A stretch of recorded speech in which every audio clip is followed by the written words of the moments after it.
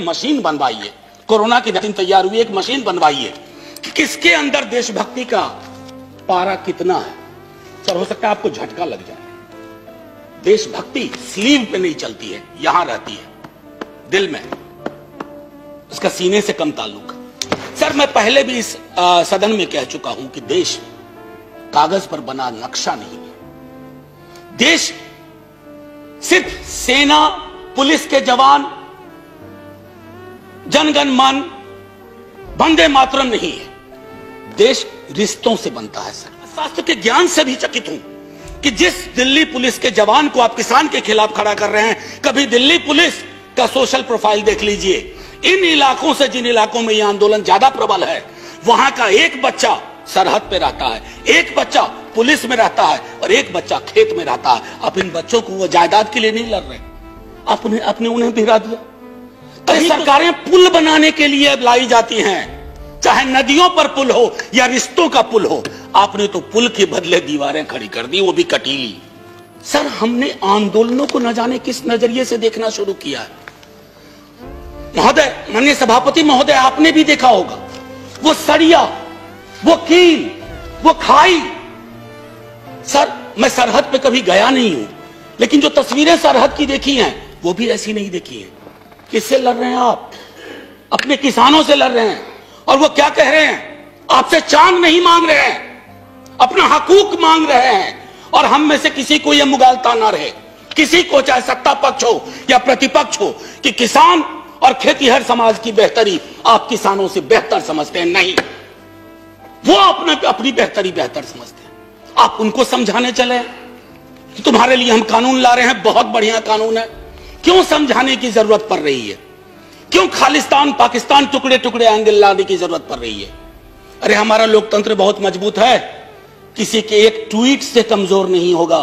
आपने विमर्श को कमजोर कर दिया है।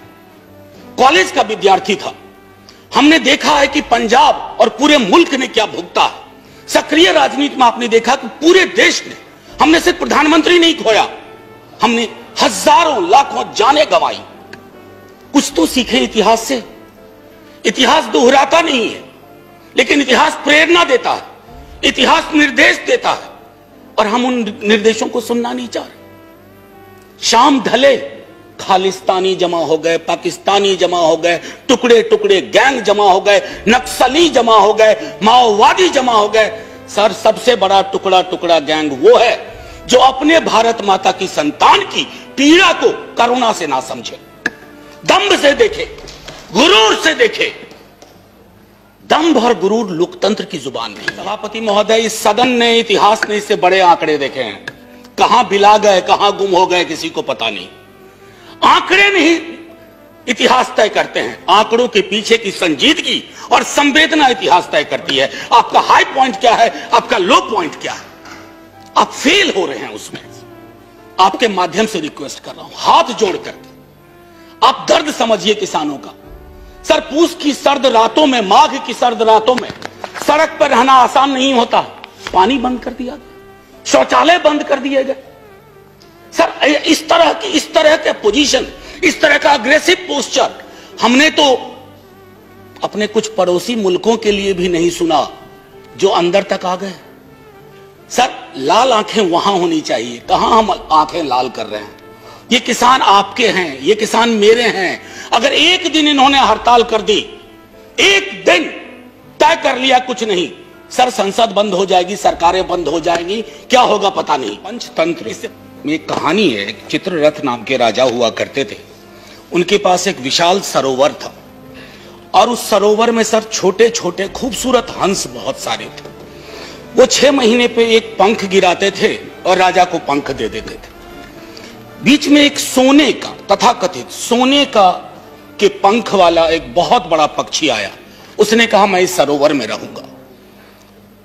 छोटे पक्षियों ने कहा कि महाराज जी, तो हम सरकार को, राजा को देते हैं अपना पंख 6 महीने पे, आपके लिए यहां गुंजाइश नहीं है।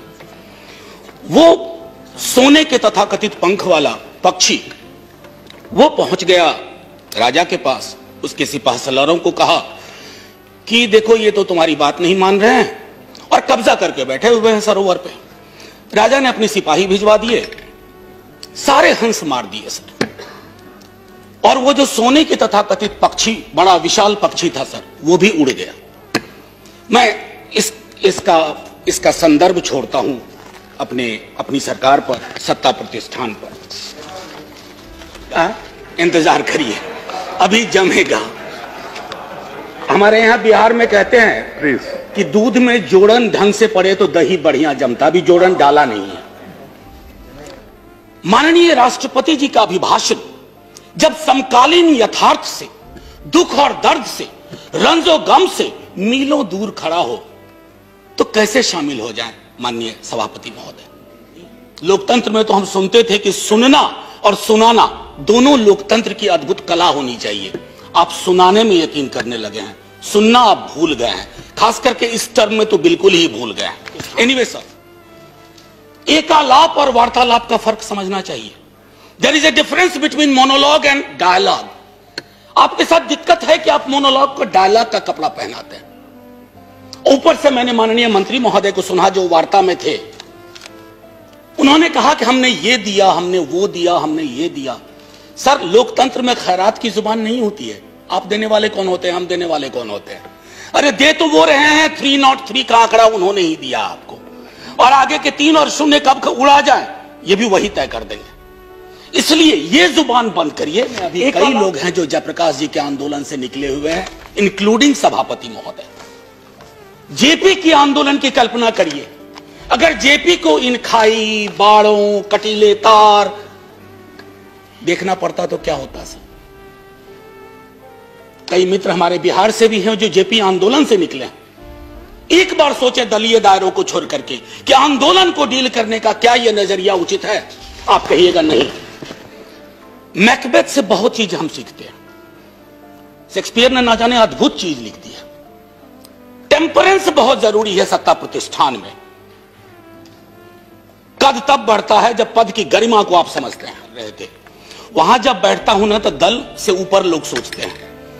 कई हमारे भाजपा के मित्रों ने पूछा कि क्या इस आंदोलन का स्वरूप क्या है, कैसे खत्म होगा। दिक्कत है कि सेंट्रल हॉल में तो आप पूछ लेते हैं, सदन में आप जुबान नहीं खोलना चाहते। मैंने फिर किसान की आय के बारे में आपको मैं आंकड़ा दूं, उचित नहीं होगा।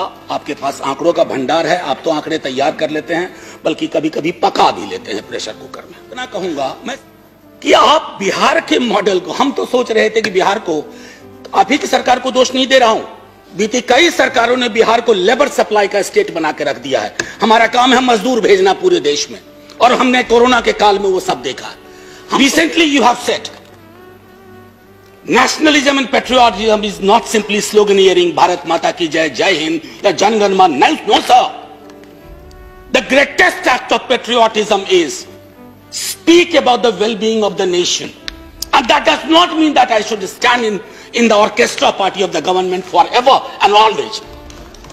You have not done it when you were in a position, we shall not do it when we are in a position. We'll support you, समालोचना करेंगे, लेकिन आप ये नहीं उम्मीद करेंगे कि आपके खिलाफ का हर एक शब्द, हर एक लफ्ज देशद्रोही है।